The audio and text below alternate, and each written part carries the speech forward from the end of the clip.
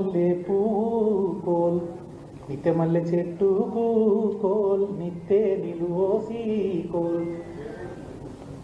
ఈ పాటల నిండా ఎంత గొప్ప భావాలు ఉంటాయో అంత అందమైన నుడికారపు సొప్పు ఉంటుంది.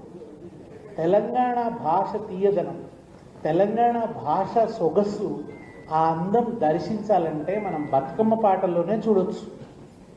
మళ్ళీ ఈ పాటలు కట్టిన వాళ్ళంతా ఎవరు? ఇవి రాసిన పాటలు కావు, కట్టిన పాటలు, మౌఖికంగానే ప్రచారమైన పాటలు, ముఖతః ఎవరు రాసి పెట్టిన పాటలు కాదు.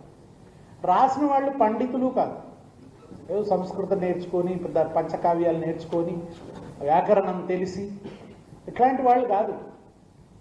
ఎవరు మరి ఈ పాటల కర్తలు? సాధారణ మహిళలు, శ్రామిక మహిళలు, నిమ్న వర్ణాల నుంచి వచ్చినటువంటి మహిళలు. వీళ్ళు కట్టిన అద్భుతమైనటువంటి పాటలు. ప్రపంచంలో ఇంకే జాతికి కూడా స్త్రీలు సృష్టించిన ఇంత సాహిత్యం లేదేమో అని నేను అనుకుంటా. స్త్రీలు సృష్టించిన ఇంత సాహిత్యం, ఇన్ని వేల పాటలు, కొన్ని వేల పాటలు. నిజానికి చాలా ఇవాళ మన స్మృతిపత్రం నుంచి పోయిన ఈ పాటలు అన్నీ లేవు, చాలా తక్కువ గుర్తున్నాయి. తెలంగాణ ఉద్యమం వచ్చిన తర్వాత మళ్ళీ అందరం ఆ పాటలన్నీ పుస్తకాలు వేయటం లేదా రికార్డు చేయడం ఇదంతా చేస్తున్నాం. కానీ అసలు మా అమ్మ ఎన్ని పాటలు పాడేది, అవి రోజుల కొద్దీ పాడే పాటలు, ఒక్కరోజుతో అయిపోదు పాట. బతుకమ్మ పండుగ అంతా నడుస్తుంది ఆ పాట, ఒక్కొక్క పాట 3 రోజులు పాడేది, కథ 3 రోజులు ఉండేది. ఆ పాటలో చెప్పే కథ 3 రోజులు 4 రోజులు ఉండేది. తెలంగాణ పాటలు కూడా మన ఉద్యమంలో పాడితే కూడా ఒక్క చరణం ఉండకపోవు, మా 6-7 చరణాలు 7-8 చరణాలు, నా 7 చాలన తెలంగాణ 10 చరణాల పాట. మేము ఆ రికార్డింగ్కి పోతే ఆ స్టూడియోలో ఈ డప్పులు కొట్టడానికి వాయించేవాడికి వచ్చిన వాళ్ళు, అరే ఇదేందండి మీ తెలంగాణ పాటలు ఇంత పొడుగుంటాయండి అని అంటే నేనేం చెప్పానంటే, మా పాటలు రేడియోలో అడ్వర్టైజ్మెంట్ల మధ్యన వచ్చే పాటలు కావు, టీవీలలో రేడియోలో అడ్వర్టైజ్మెంట్కు మధ్యన వచ్చే పాటలు కావు, సినిమాలో కొద్దిసేపు మిగతా క్రైము వ్యవహారం ఇదంతా అయిపోయినప్పుడు ఏదో మధ్యలో వచ్చే ఎంటర్టైన్మెంట్ పాటలు కావు. అవి వాటికి ఇచ్చే సమయం తక్కువ, అడ్వర్టైజ్మెంట్లు ముఖ్యం, అక్కడ అడ్వర్టైజ్మెంట్లే వినాలి, వాటికి మధ్యలో పాట కనుక దాన్ని నిడివి చాలా తక్కువ, పొట్టిగా ఉంటుంది. కానీ మాది జీవితం ఎంత పొడుగో మా పాట అంత పొడుగో, కనుక మా పాటలు అంత సుదీర్ఘంగా ఉంటాయి. అట్లా సుదీర్ఘమైన పాట. ఈ పండుగ వచ్చిన సమయం కూడా చాలా ఆహ్లాదంగా ఉంటుంది. ఋతుపవనాలు వచ్చి మంచిగా వర్షాలు పడి, ఇంతకుముందు మేడం తీజ్ పండుగను ప్రస్తావించారు. తీజ్ పండుగ కూడా ఋతుపవనాల రాకను చేసుకునే సెలబ్రేషన్. గోధుమ మొలకలు తీజ్ అంటే, అక్కడ కూడా స్త్రీల పండుగనే, అది కూడా మొత్తం స్త్రీలకు సంబంధించిందే. మంచి భర్త రావాలని అటువంటి పాటలే ఉంటాయి ఆ తీజ్లో, ఆ భావాలే ఉంటాయి. బాగా వర్షాలు పడి హోరుగా వాన కురిసి జోరుగా వాగులు పొంగి చెరువులన్నీ నిండి ఆ జోరంతా తగ్గి వాగులు నిమ్మళంగా ప్రవహిస్తుంది.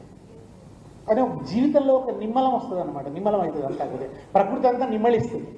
ఆ నిమ్మళించినప్పుడు అందంగా గుడిసెల మీద గుమ్మడి తీగలు బీర తీగలు పాకుతుంటాయి, అందమైన పూలు పూస్తుంటాయి, ప్రకృతి అంతా పరవశిస్తున్నట్టుగా ఉంటుంది, పచ్చదనం అలుముకొని ఉంటుంది. దాని పేరు బతుకమ్మ. అది బ్రతుకు. జీవితం అట్లా పలు అన్నెలు దిద్దుకొని అందంగా ఆహ్లాదంగా ఉండడము, ఎటు చూసినా నీళ్లు, ఎటు చూసినా పచ్చదనం, కంచెల నిండా పూలు పూస్తాయి, తంగేడు పూలు పూస్తాయి, గునుగు పూలు పూస్తాయి. ఆ పూలతో నిండి ప్రకృతి అంతా గొప్ప శోభాయమానంగా కనబడుతుంటుంది. ఆ పూలను తీసుకొచ్చి పర్వతం వల్ల పేర్చి దాని పేరు ఎంత అందంగా పెట్టారో బతుకమ్మ అని. ఎన్ని వేల సంవత్సరాల కింద ఎట్లా మొదలైంది ఈ పండుగ? అసలు బ్రతుకును పూజించడం అనే భావమే ఎంతో గొప్పది. Reverence to life. జీవితం పూజనీయమైంది, బ్రతుకు చాలా విలువైంది, బ్రతికు ఉండాలి. ఇవాళ అంటే మనుషులు ప్రాణాలు తీసుకుంటున్నారు.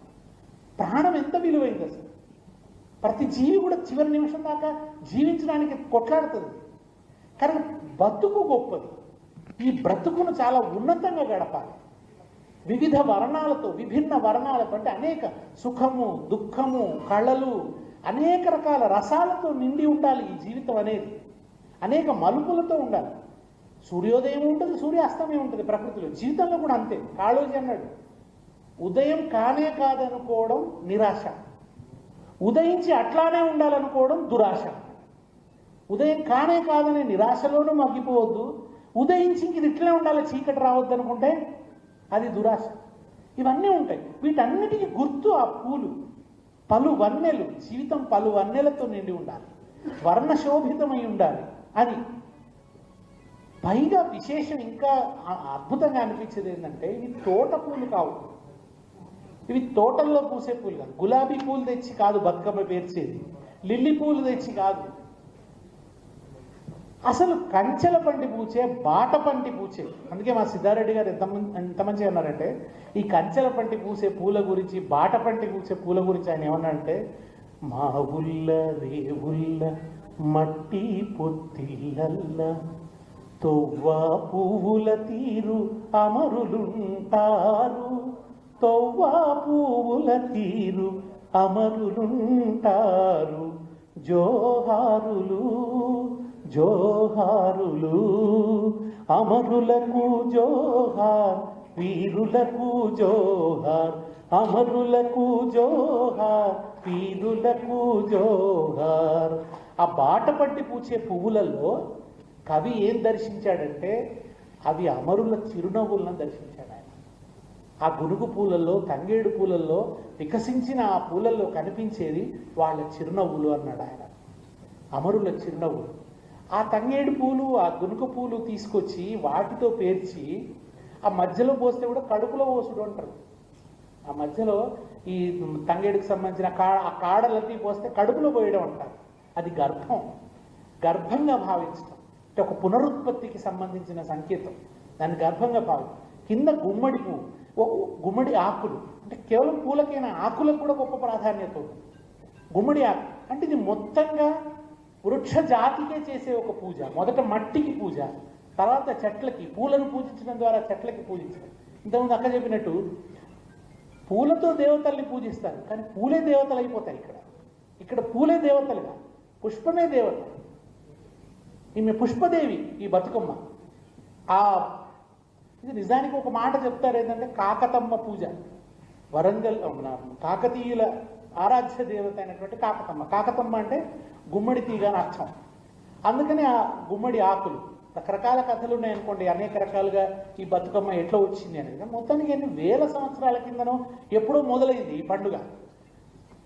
ఇక్కడ విశేషం ఇంకొకటి కూడా ఏంటంటే, ఈ దేవత ఎప్పటికీ స్థిరంగా ఉండదు. మనకు గుడిలో విగ్రహము స్థిరంగా ఎప్పుడు ఉండే దేవతలు. కానీ బతుకమ్మ అటువంటి దేవత కాదు. ఏడాదికి ఒకసారి వస్తుంది, మళ్ళీ వెళ్ళిపోతుంది. ఆమెకు గుడి లేదు, చౌరస్తానే ఆమె దేవాలయం. ఆమెకు మంత్రాలు లేవు, సంస్కృతంలో చదివే మంత్రాలేవి లేవు. పూజారి కూడా లేడు, మధ్యవర్తి లేడు. దేవుడికి భక్తుడికి మధ్య అనుసంధానం ఏం లేదు.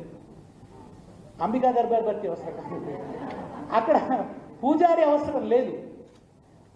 తామే పాట కట్టుకొని పాట. ఆ పాటలలో కూడా ఏముంటుంది? జీవితమే ఉంటుంది, అనుబంధాలు ఉంటాయి, మానవ సంబంధాల మహోత్తేజం ఈ పండుగ అంతా కూడా. ఇవాళకి కూడా నిజంగా నా నమ్మకం ఏంటంటే, మానవ విలువలు అనేవి, మానవ సంస్కారం అనేది, మమతానురాగాలు అనేది స్త్రీలలోనే పిసరత ఎక్కువ ఉన్నాయి. ఇవాళ ఏదో మీ అందరి ముందట మీకు మస్క కొట్టుకొని చెప్తలేదు, మహిళల్లోనే ఇంకా మానవ విలువలు బ్రతుకున్నాయి ఎక్కువగా పురుషుల కంటే. ఎందుకు ఈ మాట అంటున్నానంటే, తాగి వచ్చి పిల్లలకు తిండి పెట్టని తండ్రులు ఉన్నారు కానీ తల్లులు ఉన్నారా? తాగి వచ్చి ఉన్న పైసలంతా కూడా తాగుడుకు పెట్టి పిల్లలను అగాధం చేసే తండ్రులు కనబడతారు కానీ తల్లులు ఎక్కడ కనబడరు. తల్లులు నేను పాప కష్టపడతారు, శ్రమ చేస్తారు, కలువకు పోతారు, నాట్లకు పోతారు, తీసుకొచ్చిన ఆ డబ్బుతో కుటుంబాన్ని పోషిస్తారు, బీడీలు చేస్తారు, కుటుంబాన్ని పోషిస్తారు. కానీ ఇప్పుడు డబ్బు నాకే కావాలి, నా సుఖానికి కావాలనుకునే తల్లి ఎక్కడ కనబడదు. కనుక నా నమ్మకం ఏంటంటే, మానవ విలువల్ని కాపాడేది స్త్రీలే, మహిళలే కాపాడతారు. వాళ్ళల్లోనే ప్రేమానురాగాలు అతిశయించి ఉంటాయి, క్షమాగుణం కూడా ఎక్కువగా ఉంటుంది. అవే పాటలు ఉంటాయి. ఆ పాటల నిండా అది తల్లిగారింటి పట్ల ప్రేమ, అన్నం తలుచుకోవడం, వదిన మీద కోపం. మళ్ళీ అక్కడ కూడా చూడండి, అన్న మంచోడే, అన్న వస్తలేడని పాట ఉంటుంది. ఏదో అన్న రమ్మంటే అన్న అనేక సాకులు చెప్తుంటాడు. రేవంత్ రెడ్డి కదా వాగ్దానాలు అమలు చేయబట్టే సాకులు చెప్పినట్టు అనేక సాకులు చెప్తుంటాడు. ఏటికి ఎంపళ్ళు ఉయ్యాలో, తోటకు 90లు ఉయ్యాలో, ఏరడ్డమైంది, తోట అడ్డమైంది, ఇంకేదో అడ్డమైంది, ఇంకేదో వదిన చిలుకల బావికి పోయింది, చిలుకల బావికి పోతే ఆ చిలుకలు చీర చెంగు చింపినాయి, హంసల బావికి పోయింది, హంసలేమో అంచు చింపినాయి. ఇవన్నీ చేసుట్లు మా వదిన రాణిస్తలేదు, మా అన్న వస్తలేదు అని మళ్ళీ వదిన మీదే కోపం. అంటే అన్నను అనబుద్ధి కాక అన్న మీద ఉండే ప్రేమ ఉంటుంది. ఆ అత్త దగ్గర అనుమతి తీసుకోవడం, భర్త దగ్గర అనుమతి తీసుకోవడం, ఆ పోవాలనేటువంటి కోరిక, ఆ వస్తున్న బండ్లు ఎవరి, ఆ జొన్న అవి మా అన్నల బండ్లు. ఇంకొక చోట ఆమెకు తేలు గరిచింది. ముద్ద వెడికే కింద తుమిదియాలో, ముతియాల తేలుంది తుమిదియాలో, రతనాల తేలుంది తుమిదియాలో. అసలు తేలును అంత ప్రేమించలేదు. తేలంట ముత్యాల తేలు, రత్నాల తేలని ముద్దాడుతుంది దాన్ని. ఎందుకో తెలిసిన, అది పుట్టింది. తుమిదియాలో, నడిమేలుకేసిందే తుమిదియాలో, చిట్కెనేలుకేసిందే తుమిదియాలో. చిట్కెనేళ్ళు పుట్టింది. కుడితే ఏమైంది, అత్త వచ్చి మంత్రం వేసింది. అత్తేసిన మంత్రాలు తుమిదియాలు, హరిహారి మంటాలు తుమిదియాలు, భగభాగ మంటాలు తుమిదియాలు. అత్తేస్తే ఎక్కువ మండుతున్నది, మామ వేసినా మంట పెరిగింది, బావలు వచ్చి వేసినా పెరిగింది. మరి ఎట్లా తగ్గాలి? మా ఓళ్ళ రమ్మను తుమిదియాలి, మా అన్నాల రమ్మను తుమిదియాలి. వాళ్ళు వస్తే ఇది తగ్గుతుంది, వాళ్ళు నన్ను ఇంటికి తీసుకోవాలి.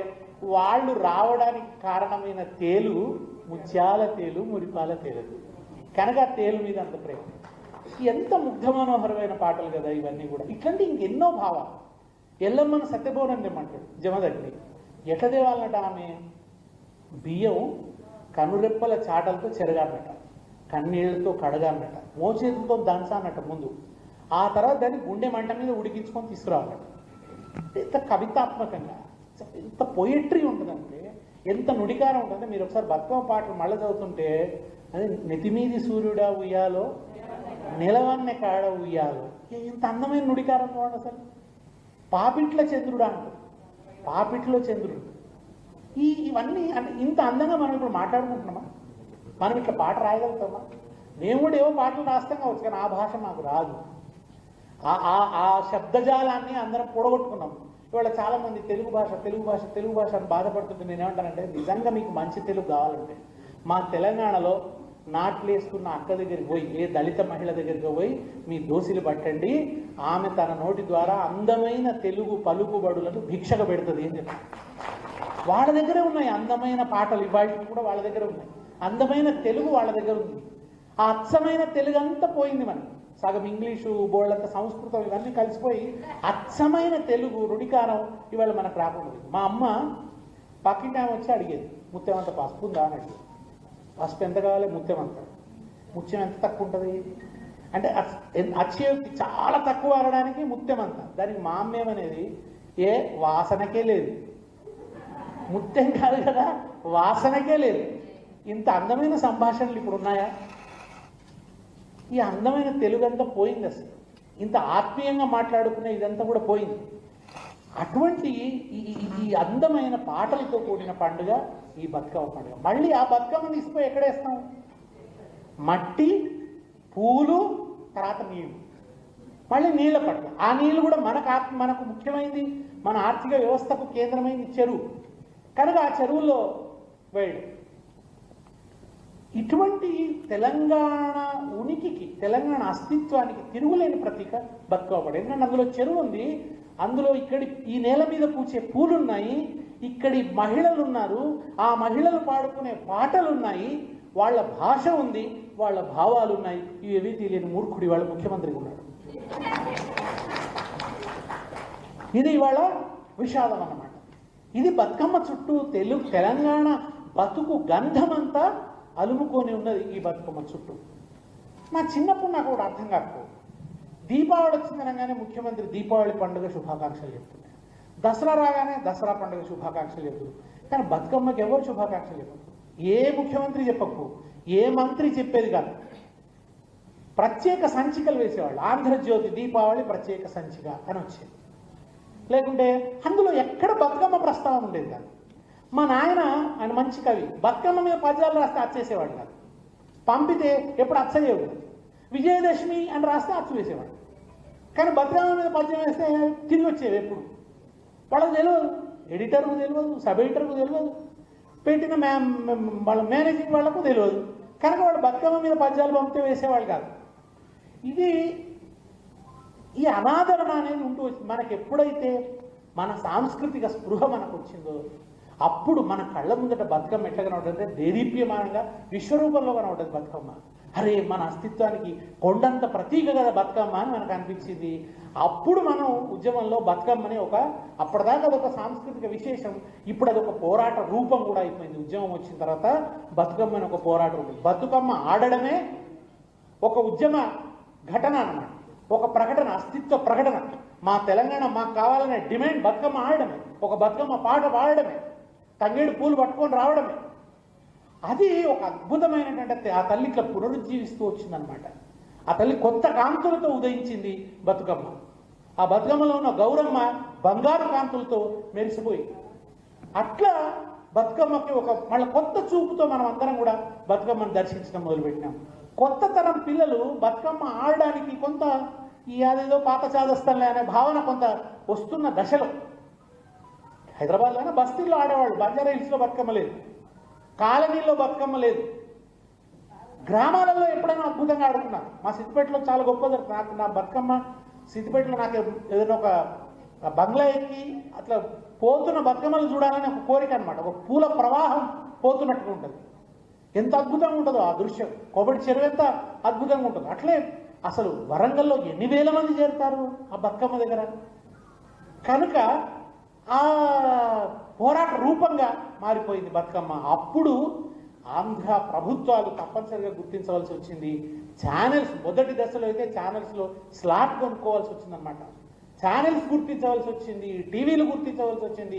ఇక అప్పుడు మొదలుపెట్టారు బతుకమ్మ అని 9 రోజుల పాటు అప్పుడు కనుక్కోవటం మొదలుపెట్టారు. ఎంగిలి పూల బతుకమ్మ అంటే ఏంది, అటుకుల బతుకమ్మ అంటే ఏంది, ఇంకో బతుకమ్మ కనుక్కొని అవి వేస్తూ పత్రికలలో తప్పనిసరిగా అంటే అక్కడే బతుకమ్మ ఉద్యమ సందర్భంలోనే ఒక సాంస్కృతిక విజయాన్ని సాధించింది బతుకమ్మ. ఆ తర్వాత ఏమైంది అంటే నిజంగా అంటే కంట్రిబ్యూషన్ ఆఫ్ టీఆర్ఎస్ ఏంది అని అంటే ఇది విశ్వవ్యాప్తమై ఖండాంతరాలలో ఇవాళ మీరు బతుకమ్మ పాట మోగుతుంది. మీరు వాషింగ్టన్ పోతే ఇదరక్క జల్లెళ్ళు ఉయ్యాలో అనే పాటని వస్తుంది. మీరు దుబాయ్ పోతే ఒక్కేసి పువ్వేసి చందమామ అనే పాట మీరు దుబాయ్లో వినొచ్చు. నేను దక్షిణాఫ్రికా జోహాన్స్బర్గ్లో కూడా ఇవాళ అక్కడ బతుకమ్మ ఆడుతున్నారు, ఇంకెక్కడనో ఖతార్లో ఆడుతున్నారు, ఇంకెక్కడెక్కడనో మీకు లండన్లో ఆడుతున్నారు, యూరోప్ అంతా ఆడుతున్నారు. ఇవాళ తెలంగాణ బిడ్డ ఎక్కడ శ్వాస తీసుకుంటే అక్కడ బతుకమ్మ పాట మోగుతుంది ఇవాళ. ఇది ఒక అద్భుతమైనటువంటి పరివర్తన. ఇటువంటి ఒక అద్భుతాన్ని తెలంగాణ ఉద్యమం సృష్టించింది, అటు పరివ్యాప్తం చేసింది. అంత గొప్పగా తెలంగాణ సంస్కృతిని పరివ్యాప్తం చేసింది. వాళ్ళందరూ కూడా హృదయానికి హత్తుకుంటారు. దాంట్లో కొన్ని మార్పులు వచ్చినాయి. అసలు చప్పట్లు కొట్టే పద్ధతి కొంత మారింది. కొత్త తరం దాన్ని సరిగ్గా నేర్చుకుంటున్నారా నేర్చుకుంటలేరా ఉండొచ్చు, అవన్నీ ఉండొచ్చు. కానీ మొత్తానికి ఆ పండుగ విశేషంగా జరుగుతున్నది. రికార్డులు ఛానల్స్ అన్ని పాటలు చేయడం మొదలుపెట్టినాయి. బతుకమ్మ వచ్చిందంటే ఛానల్ ఒక పాట పెట్టడం. అట్లా బతుకమ్మకి ఒక గొప్ప ఇది వచ్చింది. కేసీఆర్ గారు ఎంత గొప్ప పని చేశారంటే తెలంగాణ తల్లిని రూపొందించినప్పుడు మేమందరం అనేవాళ్ళు మన తల్లి వేరే. ఎందుకంటే వాళ్ళ ఒక సమస్య ఏమొచ్చేదంటే తెలంగాణ విడిపోవాలన్నప్పుడల్లా తెలుగు తల్లి గుండెలు పక్కలైపోతాయి, ముక్కలైపోతాయి. తెలుగు తల్లిని 2గా చీలుస్తారా, తెలుగు జాతిని 2గా చీలుస్తారా, ఇవన్నీ అని ఉమ్మడి రాష్ట్ర ప్రతీకగా తెలుగు తల్లిని ముందర పెట్టేవాడు. అరే ఇట్లా అయినప్పుడు ఈ ఉమ్మడి రాష్ట్ర ప్రతీక కాదు, మనకు వేరే ప్రతీక కావాలని చెప్పి మనం తెలంగాణ తల్లిని సృష్టించుకున్నాం. తెలంగాణ తల్లిని సృష్టించుకున్నప్పుడు మేము అనేది ఆ తల్లి జొన్న కర్రలు పట్టుకొని ఉంటుంది, ఆ తల్లి ఇట్లా మనలాగా ఇట్లా ఇవన్నీ ఆ వర్ణనలన్నీ చేసేది. కానీ కేసీఆర్ గారు ఎంత అద్భుతంగా ఆలోచించారంటే వీటన్నిటితో పాటు ఆమె చేతిలో బతుకమ్మ ఉండాలి, ఆమె చేతిలో బతుకమ్మ ఉండాలి. బతుకమ్మ ఉంటేనే ఆ యూనిక్ ఇది వస్తుంది అనమాట. బతుకమ్మ ఉంటేనే ఆమె తెలంగాణకు ఒక తిరుగులేని ప్రతీక అవుతుంది. కనుక చేతిలో బతుకమ్మ ఉండాలన్నాడు. ఆ బతుకమ్మ వెడితే నిజంగా స్త్రీ శక్తికి కూడా నిదర్శనం, మన చెరువులకు నిదర్శనం, మన ప్రకృతికి నిదర్శనంగా, మన సాహిత్యానికి సంకేతంగా, మన కళలకు సంకేతంగా ఆ తల్లి చేతిలో బతుకమ్మ ఉండాలి అని. ఒడ్డాణం ఎందుకు అన్నాడు రేవంత్ రెడ్డి. తెలంగాణ తల్లికి ఒడ్డాణం ఎందుకు? బతుకమ్మ పాటలనే ఉంటుంది. ఘనమైన పొన్న పువ్వే గజ్జల ఒడ్డాణమే అని ఉంటుంది. మా పాటలనే గజ్జల ఒడ్డాణం ఉందా, నీకు తెలియదు, ఏం చేస్తాము? అటువంటిది అందుకని ఆయన ఆ బతుకమ్మని చేర్చినాడు. ప్రభుత్వం వచ్చిన తర్వాత కూడా బతుకమ్మ పండుగను అధికారిక పండుగ చేయడం మాత్రమే కాదు, బతుకమ్మకు ప్రాణప్రదమైన చెరువుల్ని బాగు చేసుకున్నాం. ఆ చెరువులకు కూడా ఎవరి పేరు పెట్టినాం? ఏ కాకతమ్మ ఆరాధన బతుకమ్మ పండుగ అయిందో మిషన్ కాకతీయ అంటారు. కాకతీయుల పట్ల ఒక గౌరవం. ఆ కాకతీయులు ఈ ప్రాంతానికి వాళ్ళు ఒక చోట శాసనం వేసినారట, శత్రురాజులు ఎవరన్నా వస్తే ఖజానాను లూటీ చేయండి, ఇంకేమన్నా చేయండి, కానీ ఈ చెరువుల్ని ధ్వంసం చేయకండి, ఇవి ఈ నేలకు ప్రాణాధారం అని శాసనం వేశారు.